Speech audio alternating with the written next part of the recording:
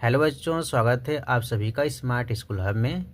आज हम पढ़ेंगे साइंस का पार्ट 3, जिसमें हम पढ़ रहे हैं रासायनिक अभिक्रियाएं एवं समीकरण। इसके अंदर आज हम पढ़ेंगे एकल विस्थापन अभिक्रिया और द्विविस्थापन अभिक्रिया, जो कि आपके एग्जाम के पॉइंट ऑफ व्यू से बेहद महत्वपूर्ण टॉपिक है। इससे पहले यदि आप हमारे चैनल पर नए हैं तो पहले चैनल को सब्सक्राइब कर लें, बेल आइकन प्रेस कर लें, ताकि हमारे द्वारा डाले गए वीडियो के अपडेट आपको मिलते रहें। हम आपके लिए लेकर आए हैं रिवीजन क्लास, जो कि हम एग्ज़ाम से पहले आपके सारे साइंस कंप्लीट कराएंगे और साथ में आपको क्वेश्चन प्रैक्टिस भी कराएंगे, ताकि आपको एग्ज़ाम में अच्छा से अच्छा स्कोर आ पाए। तो चलिए आज का सेशन स्टार्ट करते हैं। विस्थापन या प्रतिस्थापन अभिक्रिया, ठीक है, इसे हम एकल विस्थापन अभिक्रिया भी कहते हैं, याद रखिएगा। चलिए अब डिटेल से समझते हैं। विस्थापन अभिक्रिया वह रासायनिक अभिक्रिया है जिसमें किसी यौगिक के अणु के किसी एक अथवा समूह के स्थान पर कोई दूसरा परमाणु अथवा समूह आ जाता है, उसे विस्थापन अभिक्रिया कहते हैं।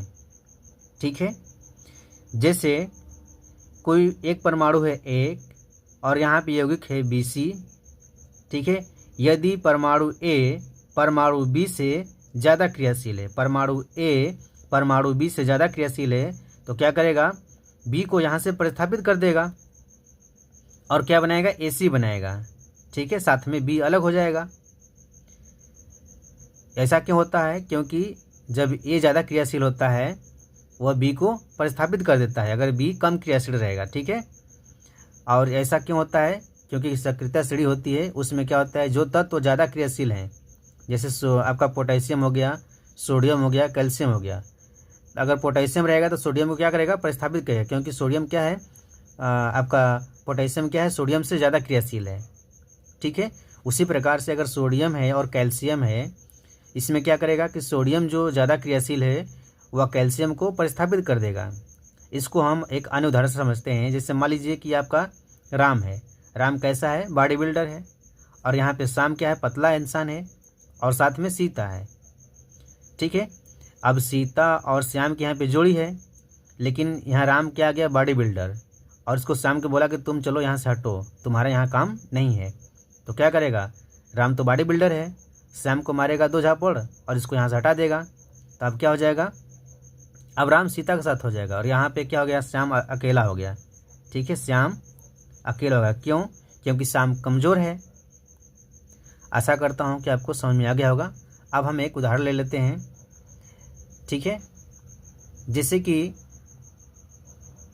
उदाहरण में है आपका लोहा। ठीक है, लोहा क्या करेगा, कॉपर सल्फेट विलयन में, ठीक है, लोहा क्या करेगा, कॉपर सल्फेट के विलयन में से कॉपर को विस्थापित करके स्वयं आ जाता है। इसके परिणाम स्वरूप क्या बनाता है, फेरस सल्फेट बनाता है तथा कॉपर बनाते हैं। ठीक है, जैसे यहाँ पे देख लेते हैं, आपका आयरन हो गया, यहाँ पे क्या है, कॉपर सल्फेट है। अब आयरन कॉपर को क्यों विस्थापित करेगा, क्योंकि सक्रियता श्रेणी में देखिए आयरन कहाँ है, कॉपर से। आयरन देखिएगा यहाँ पे है और कॉपर देखिए यहाँ पे है। ठीक है, तो आयरन श्रेणी में क्या है, ऊपर है ना, तो जो परमाणु इस श्रेणी में ऊपर है वह ज़्यादा क्रियाशील है, जो नीचे है कम क्रियाशील है। ठीक है, तो आप देखिए कॉपर से आयरन ज़्यादा क्रियाशील है, इसलिए कॉपर को आयरन प्रतिस्थापित कर देगा और सल्फेट के साथ यहाँ पे आपका बनाएगा फेरस सल्फेट।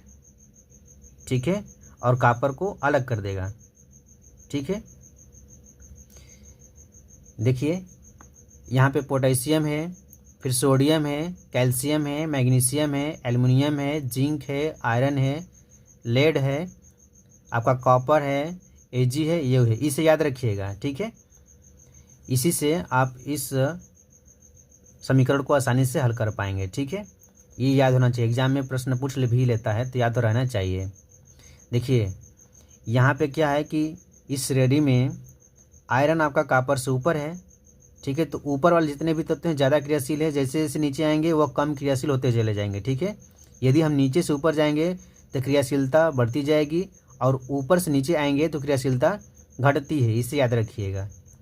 तो यहाँ पे कॉपर आयरन से ऊपर है, इसलिए आयरन कॉपर से ज़्यादा क्रियाशील है, इसलिए कॉपर सल्फेट के विलयन से आयरन कॉपर को विस्थापित करेगा, और कॉपर के स्थान पर आयरन आ जाएगा तो बनेगा फेरस सल्फेट, और साथ में कॉपर को अलग कर देगा। ठीक है। अब देखिएगा, जो आपका लोहा होता है वह लोहा पर क्या हो जाता है, भूरे रंग की परत बन जाती है। ठीक है, कैसी बन जाती है, भूरे रंग की। और कॉपर की जो परत जम गई है वह कॉपर सल्फेट के नीले विलयन का रंग है। ठीक है, यानी कि जो कॉपर सल्फेट है यह आपका नीले रंग का होता है। ठीक है, जो कॉपर सल्फेट है यह नीले रंग का होता है, लेकिन जब कॉपर को आयरन विस्थापित करता है, बनाता है फेरस सल्फेट, तो यह हरा रंग का हो जाता है। किस कलर हो जाता है, हरा कलर। याद रखिएगा, किसके कारण होता है, तो फेरस सल्फेट के निर्माण के कारण होता है। एग्जाम में प्रश्न पूछता है कि कॉपर सल्फेट का नीला रंग किसके कारण हरा हो गया, तो याद रखिएगा कॉपर सल्फेट का नीला रंग फेरस सल्फेट के बनने के कारण उसका रंग हरा हो गया। एग्जाम में प्रश्न पूछता है तो इसे याद रखिएगा।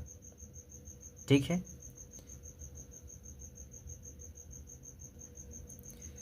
चलिए आगे हम दूसरा उदाहरण लेकर समझ लेते हैं। जैसे आपके पास है लेड है। ठीक है, लेड है, लेड अभिक्रिया कर रहा है किससे, कॉपर क्लोराइड से, CuCl2, और क्या बना रहा है, PbCl2, साथ में आपका बन रहा है कॉपर। ठीक है, यह कॉपर आपका सॉलिड है, यह आपका कॉपर आपका लेड क्लोराइड कैसा है, एक्वस। ठीक है, यानी कि विलयन के रूप में है, यह भी आपका एक्वस है, और यह आपका Pb ठोस है, याद रखिएगा। ठीक है, अब देखिए सक्रियता श्रेणी में हम देखते हैं कि लेड और कॉपर की स्थिति कहाँ पे है। अब देखिए यहाँ पे देखिए कॉपर है, और यहाँ पे देखिए लेड है, तो लेड कॉपर से ऊपर है ना, इसका मतलब कि आपका लेड कॉपर से ज़्यादा क्रियाशील है। ठीक है, तो जब लेड कॉपर से ज़्यादा क्रियाशील है तो यह लेड क्या करेगा, कॉपर को विस्थापित कर देगा।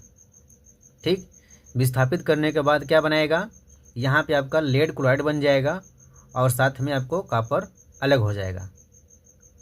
ठीक है, ऐसा क्यों हुआ, क्योंकि सक्रियता श्रेणी में लेड आपका कॉपर से ऊपर है और इसकी क्रियाशीलता ज़्यादा है, इसलिए यह ज़्यादा होने के कारण कॉपर को ज़्यादा क्रियाशील होने के कारण, लेड यानी कि ज़्यादा क्रियाशील होने के कारण कॉपर को विस्थापित कर दिया है। ठीक है, और यहाँ पे लेड क्लोराइड का विलयन बन गया। ये देखिए कॉपर क्लोराइड का विलयन है। ठीक है, तो आशा करता हूँ कि आपको एकल विस्थापन अभिक्रिया समझ में आ गई होगी।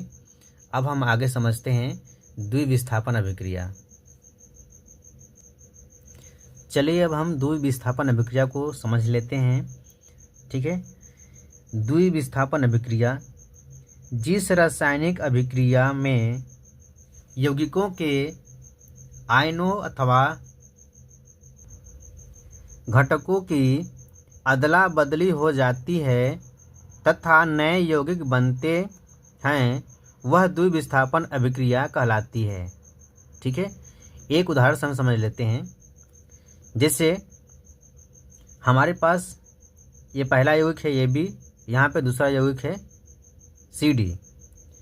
यहाँ पे क्या होगा कि अगर C के स्थान पर A आ जाएगा, C के स्थान पर A आ जाएगा, और आपका C के स्थान पर A आ जाएगा, और D के स्थान पर आपका आ जाएगा B। ठीक, तो क्या बनाएगा, यहाँ पे हो जाएगा AD, C के स्थान पर A आ गया तो AD बन गया, और यहाँ पे D के स्थान पर B आ गया तो CB बन गया। इसे हम कहते हैं द्विविस्थापन अभिक्रिया। ठीक है, हम इसे एक उदाहरण से और समझते हैं। जैसे मान लीजिए इसका नाम है राम।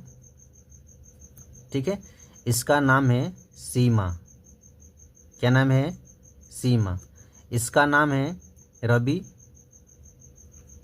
और इसका नाम है आपका, मान लेते हैं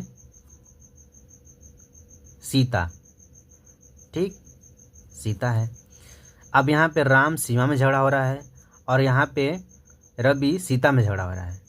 ठीक है, अब इसी के बीच में राम की मुलाकात सीता से हो गई, राम की मुलाकात सीता से हो गई और राम सीता को लेकर फरार हो गया। ठीक, जब राम सीता को लेकर फरार हो गया तो यहाँ पे रवि हो गया अकेला और यहाँ पे होगी सीमा अकेला। ठीक है, जब रवि अकेला हो गया, सीमा भी, तो ये दोनों भी फरार हो गए और यहाँ पे जो राम है सीता के साथ आ गया और जो आपका रवि है वह सीमा के साथ हो गया। ठीक है, तो इसी को हम कहते हैं द्विविस्थापन अभिक्रिया, यानी कि दोनों का स्थान अदला बदली हो गया ना। ठीक है, तो इसी को हम कहते हैं द्विविस्थापन अभिक्रिया। यदि आपका ए सी के साथ या ए डी के साथ और बी सी के साथ आपस में मिल जाते हैं तो उसे हम कहते हैं द्विविस्थापन अभिक्रिया। इसे हम उदाहरण से समझते हैं। जब बेरियम क्लोराइड के विलयन में सोडियम सल्फेट का विलयन मिलाते हैं तो बेरियम सल्फेट व सोडियम क्लोराइड बन जाता है। ठीक है, उदाहरण क्या है कि जब बेरियम क्लोराइड के विलयन में सोडियम सल्फेट का विलयन मिलाते हैं तो, ठीक है, सोडियम सल्फेट का याद रखिएगा, विलयन मिलाते हैं तो वह बेरियम सल्फेट व सोडियम क्लोराइड बन जाता है। ऐसा क्यों होता है, इसको हम समझते हैं। देखिए, जब अभिक्रिया होती है, देखिए ये आपका एक्वस होता है, याद रखिएगा, यह भी आपका एक्वस होता है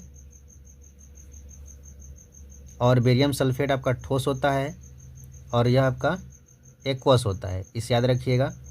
जब भी अभिक्रिया होती है तो यहाँ पे क्लोरीन आपका माइनस में टूटता है, सी, ठीक है, Cl माइनस में, और यहाँ पे आपका हो जाता है बेरियम आपका +2 में टूटता है, ये -1 में +2 में, और यहाँ पे आपका सोडियम +1 में और सल्फेट आपका SO4 -2 में टूटता है। ठीक है, तो जब आपका सल्फेट -2 में टूट गया और यहाँ पे बेरियम +2 में टूट गया, ठीक है, या +2 में, तो अब क्या होगा कि इन दोनों आयनों का आदान प्रदान होगा। ठीक है, यह सल्फेट आपका क्या हो जाएगा, बेरियम के साथ चला जाएगा, यह सल्फेट आयन आपका बेरियम के साथ आ जाएगा और आपका जो बेरियम है, जो आपका क्या है, बेरियम के साथ तो हो गया, लेकिन क्लोरीन है, जो क्लोरीन आयन रहेगा वह सोडियम के साथ चला जाएगा। ठीक है, यानी कि देखिए यहाँ पे सल्फेट -2 हो गया और यहाँ पे बेरियम +2 हो गया, तो यहाँ का आपका देखिए बेरियम क्या हो गया, सल्फेट के साथ आ गया, तो बना लिया क्या है, बेरियम सल्फेट बन गया, और बचा यहाँ पे क्या, क्लोरीन माइनस, तो क्लोरीन -1 बचा, या क्लोरीन आपका आ जाएगा सोडियम के साथ, तो यहाँ बना लेगा NaCl। ठीक है, इसमें जो आपका बेरियम सल्फेट है यह ठोस होता है और यह क्या होता है, यह जल में अविलेय होता है, याद रखिएगा, जल में अविलेय होता है, यानी कि यह पानी में घुलता नहीं है। इसी को हम अवक्षेपण अभिक्रिया भी कहते हैं। क्या कहते हैं, अवक्षेपण अभिक्रिया, याद रखिएगा, एग्जाम में पूछा जाता है। ठीक है, अवक्षेपण अभिक्रिया किसे कहते हैं, तो याद रखिएगा कि वह अभिक्रिया जिसमें एक अविलेय अवक्षेप प्राप्त होता है उसे हम अवक्षेपण अभिक्रिया कहते हैं। ठीक है, आशा करता हूँ कि आपको द्विविस्थापन अभिक्रिया समझ में आ गया होगा। द्विविस्थापन अभिक्रिया में हमेशा क्या होता है, आयनों का आदान प्रदान होता है, इसे याद रखिएगा। कैसे होता है एक बार फिर से समझ लीजिए। देखिए यहाँ पे आपका बेरियम +2 आयन निकला, यहाँ से आपका क्लोरीन -1 आयन निकला, यहाँ से आपका Na+1 आयन निकला और यहाँ से आपका सल्फेट -2 आयन निकला। अब सल्फेट -2 क्या करेगा, बेरियम के साथ मिल जाएगा, तो यहाँ पे बनाएगा बेरियम सल्फेट, जो कि अम्लीय होता है, यानी कि जल में नहीं घुलता है और अवक्षेप के रूप में रहता है। और उसके बाद जो क्लोरीन हुआ वह सोडियम के साथ मिलकर NaCl बनाता है। ठीक है, यह आपका एक्वस होता है। तो आशा करता हूँ कि आपको द्विविस्थापन अभिक्रिया समझ में आ गया होगा। तो आज के लिए इतना ही। यदि आपको वीडियो पसंद आया तो प्लीज़ चैनल को सब्सक्राइब कर लें, बेल आइकन प्रेस कर लें और ज़्यादा से ज़्यादा अपने दोस्तों तक शेयर करें ताकि उनको भी इस वीडियो का लाभ मिले। तो आज के लिए धन्यवाद।